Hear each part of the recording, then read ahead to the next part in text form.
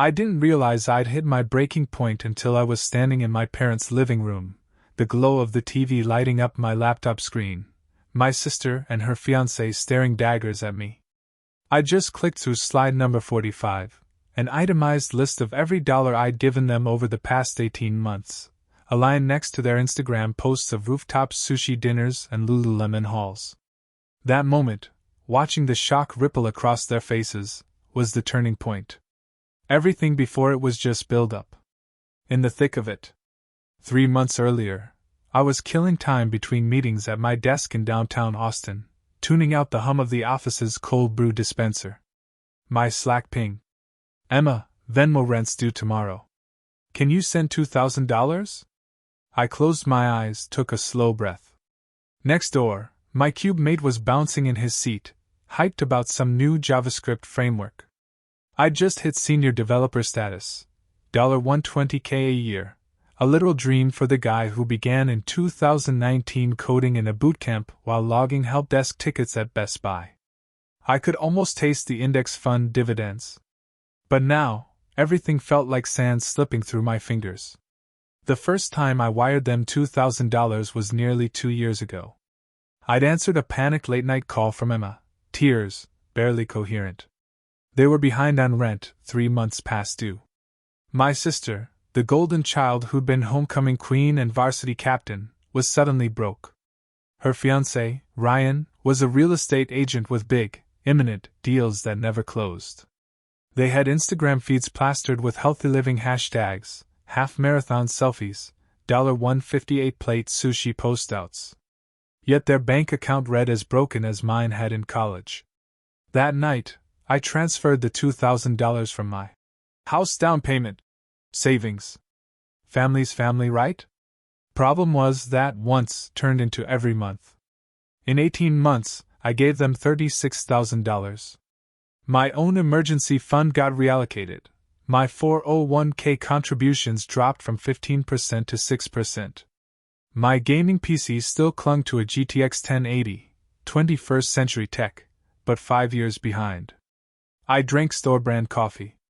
My roommate, Marcus, a fintech guy, would crack jokes. Dude, how's your Civic running after bankrolling the perfect Insta life? I'd just smile, nod, and keep working. Pattern recognition. At first, I chalked it up to genuine trouble. Each time they messaged, it felt like a true help me. But patterns emerged fast. Emma would request money on a Thursday or Friday. 24 hours later, I'd see a rooftop dinner story. #date night #blessed. Or a post that read, new Lululemon set from at Lululemon. Within hours of me sending the rent check. Ryan's networking dinners, $200 sushi menus paired with sake, were tagged. #real estate grind. Meanwhile, their renter's insurance and utilities jingled, payment due, notifications straight to my notifications. One evening in December, I cracked open a spreadsheet. Rows, dates of my Venmo transfers. Columns, their social media posts that matched each week. I color-coded essential expenses in green and luxury spending in red. By the time I hit save, the sheet glowed like a neon sign. They were funding their lifestyle on my dime. I kept my cool externally, no rage, no threats. I'm a developer. I debug issues, not yell about them. But internally, I felt cold fury. My heart hammered, stomach knotted, ribs clenched each time I scrolled through yet another post of their luxury brunch. I realized that every cent I wired them had been zero-sum, $36,000 gone from me, straight into their social media highlight reel. Tipping point at Mom's 50th. My mom's 50th birthday should have been a low-key family affair. Instead, it turned into the moment I saw them for what they really were.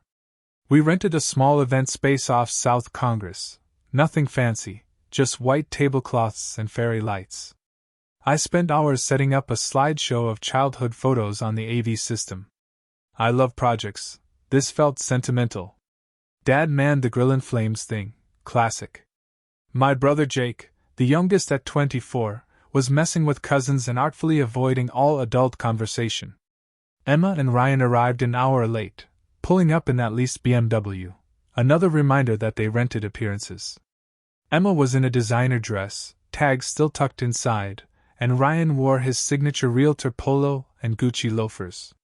They breezed past me, dropped a perfunctory hug, and sank into the corner booth, checking Instagram desperately for likes. I felt a twist in my gut. They were showing off my mom's party, gossiping to their followers, while knowing full well I footed half the catering bill. An hour into the party, Aunt Linda, our no-filter truth-teller, cornered me in the kitchen. She whispered, "Saw them at Sarah's baby shower last week.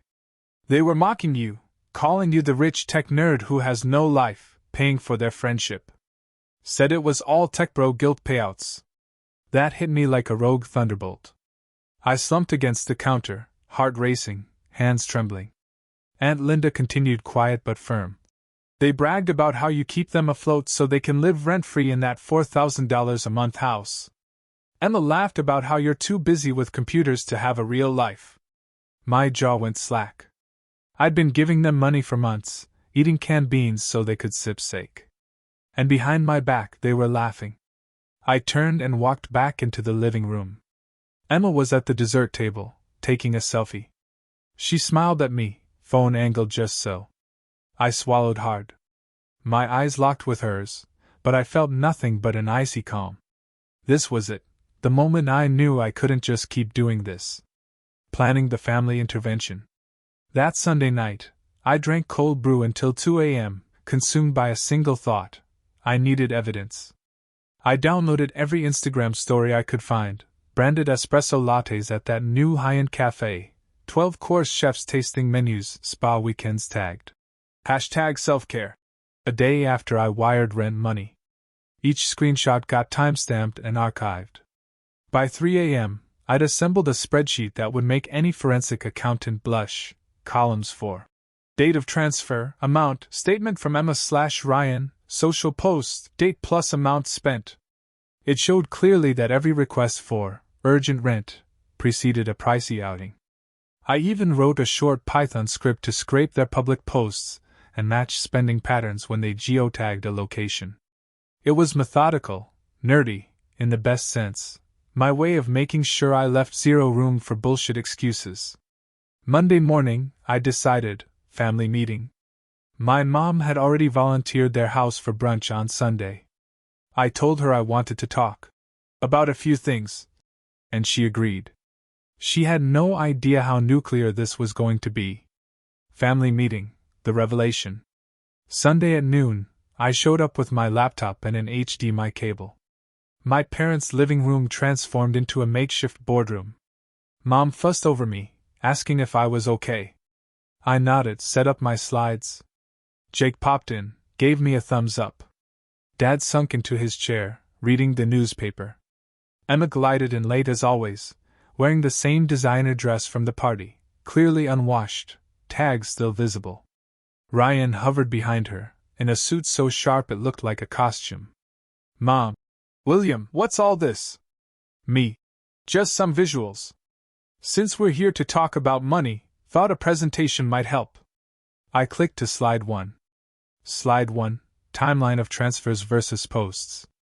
Rows highlighted every $2,000 transfer from me, 18 columns, 1 per month. To the right, thumbnails of their Instagram posts, $1.50 sushi dinners, mani pitas, spa days, dated within 48 hours of each payment. Emma's face went white. Ryan stepped forward. "We're not here for a circus." I held up a hand. "Let me walk you through it." My voice was calm, measured. Every sentence described numbers, dates, facts, no melodrama. February 2022. I wired $2,000. Emma's IG story same day, rooftop sushi, $300, tagged. #date night. 2 days later, Emma posted a mirror selfie in Lululemon leggings, $120 outfit. March 2022, another $2,000 from me. Ryan's story, geotagged golf club meeting, $100 green fees. Next day, Emma showed off a $600 Dyson Airwrap. I progressed slide by slide. Slide 19, Copy of Venmo request from April 2022. Rent's due. Love you, bro. Thanks. Slide 20. Instagram story from April 2022. Post. Brunch with my girls. Hashtag blessed. Spending $200 per person, mimosas on top. When I glanced at Emma, she was biting her lip, avoiding eye contact. Ryan's face was an awkward shade of red. I clicked to slide 27, a chart summing total, requested, versus actual essential expenses. Asterisk total I gave, $36,000. Asterisk total verified essentials, $8,500, rent/utilities. Asterisk total lifestyle spending, conservative $18,000, gym, restaurants, travel. Asterisk unaccounted/questionable, $9,500, designer items, spa treatments, random electronics. Mom's hand flew to her mouth. Dad sat up straighter. I heard Jake stifle a laugh. Emma finally squealed. That's not fair. You're twisting context. You don't know the whole story. I paused the slideshow. I've got screenshots of texts, messages saying urgent rent 2 hours before you post about new Sephora hauls. Doesn't look like context. Looks like manipulation.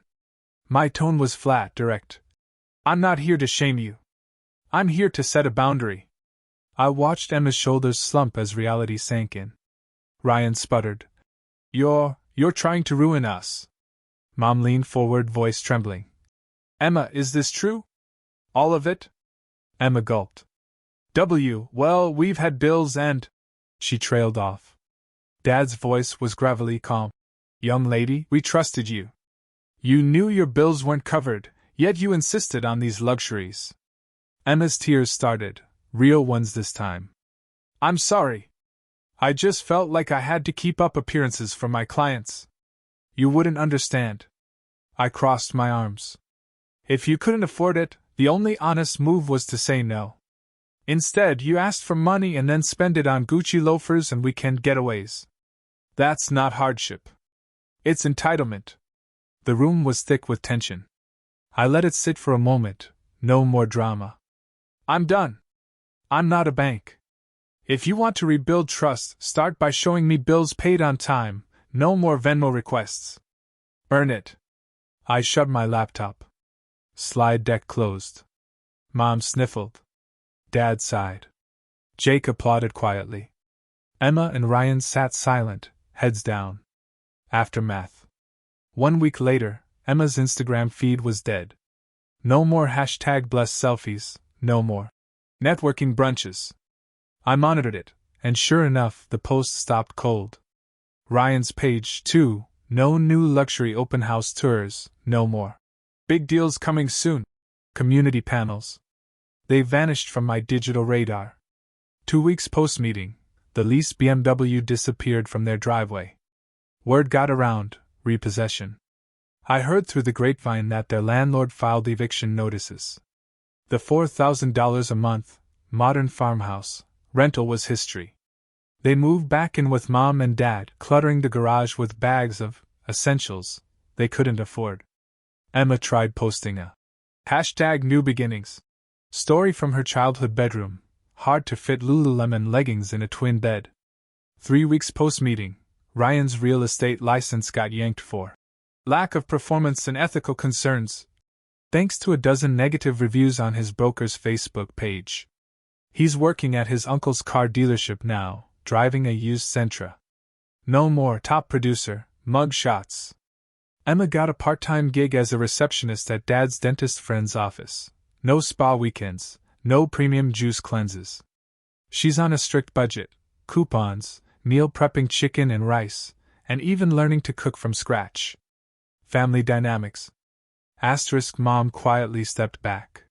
She still gives Emma advice, but she's no longer footing the bills or cleaning up financial messes. Occasionally she texts me links to index fund tips. This might help you avoid our situation, sweetie. Asterisk Dad started calling me for actual financial guidance, retirement planning, cost of living analysis, and whether I should refinance my Civic loan. Yes, the same Civic named Ada, after Ada Lovelace. He's proud.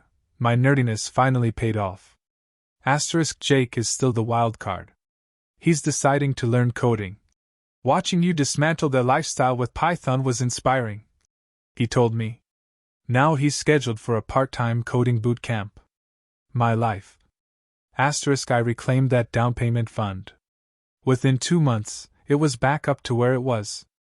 I bought myself a new 4090 GPU, a legitimate upgrade. I booked a solo trip to Tokyo. First real vacation I've taken since switching to store-brand coffee. Sitting in a coffee shop here, typing this out, I realized life's simpler when you're not pandering to someone else's fake reality. Work got easier too. No more late-night pity transfers. My head's clearer. I can focus on code reviews rather than concocting budget spreadsheets for someone else's lies. Reflections. Real refuses emotional artifice. I didn't cry.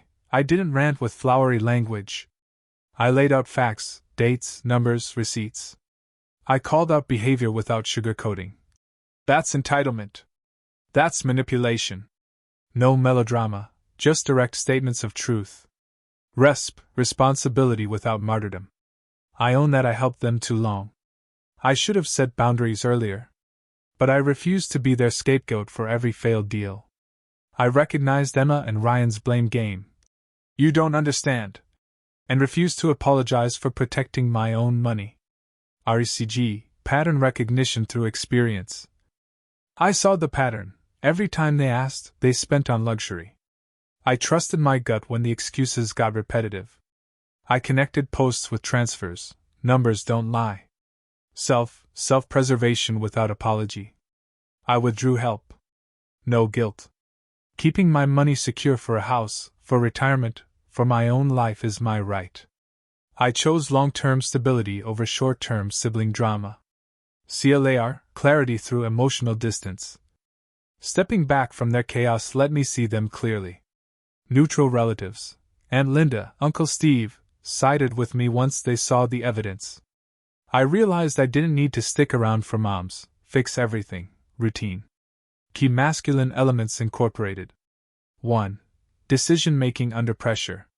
When I found out they were mocking me at Aunt Linda's, I calmly extracted evidence instead of lashing out. I weighed family loyalty against long-term financial health before cutting them off. 2. Financial responsibility dynamics. Tracked every Venmo transfer, cut my retirement contributions, and reallocated savings. Recognized their entitled attitudes and refused further subsidization. 3. Loyalty versus self-preservation balance. Loved my sister, but didn't let love destroy my finances. Chose dignity and long-term goals over short-term familial appeasement. 4. Provider/protector role complications.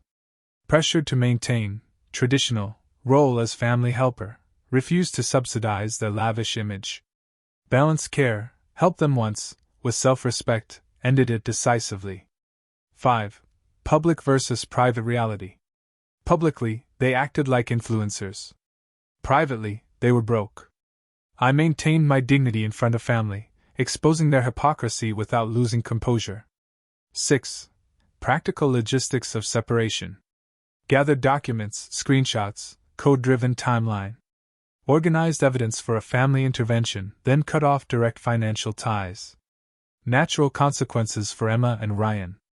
Social isolation. Their social media audience vanished. Followers who once liked their luxury life posts no longer had content to consume. No more clout, no more influencer gigs. Professional fallout. Ryan lost his real estate license. Ethical concerns flagged by public reviews ended his big deal soon facade. Emma's fitness influencer status collapsed when clients realized her lifestyle was funded by me, not by a successful brand. Financial reversal, eviction from their rental. Repossession of BMW. Downgrade to modest living with my parents, no more $4,000 rent, no more designer tags. Identity crisis. They built identities around borrowed money. Without my subsidies, they had to face their own irresponsibility. They moved to lower-paying, less glamorous jobs, Emma at the dental office, Ryan at a car dealership. Conclusion. Standing here in a Tokyo cafe, sipping green tea, I feel light. I didn't set out to teach them a lesson, but I protected myself when they betrayed my trust. I earned my senior developer title through hard work, not by renting a facade. My life's moving forward. House down payment fund back on track, 4090 GPU humming in my home office, freelance side project in Flutter on the horizon. As for them, they're rebuilding from scratch. No more fake brunches. No more designer selfies. Maybe now they'll learn to budget, to be honest, to respect the people who love them. Mom and Dad still worry, but they respect my boundaries. Jake's scheduled for coding boot camp next month. He watched all of this unfold, and he wants a future where he's not caught in sibling drama. If you ever find yourself sliding down that slope of just one more bailout, take it from me, code your own future, track your own progress, and never mix your life savings with someone else's Instagram highlight reel. Dignity, stability, clarity, those aren't buzzwords.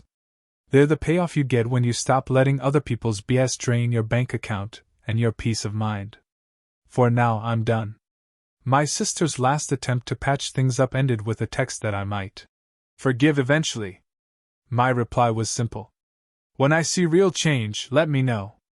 Until then, keep your Venmo requests to yourself. And with that, I closed the app. No remorse, just clarity. My life's too good to subsidize someone else's illusion.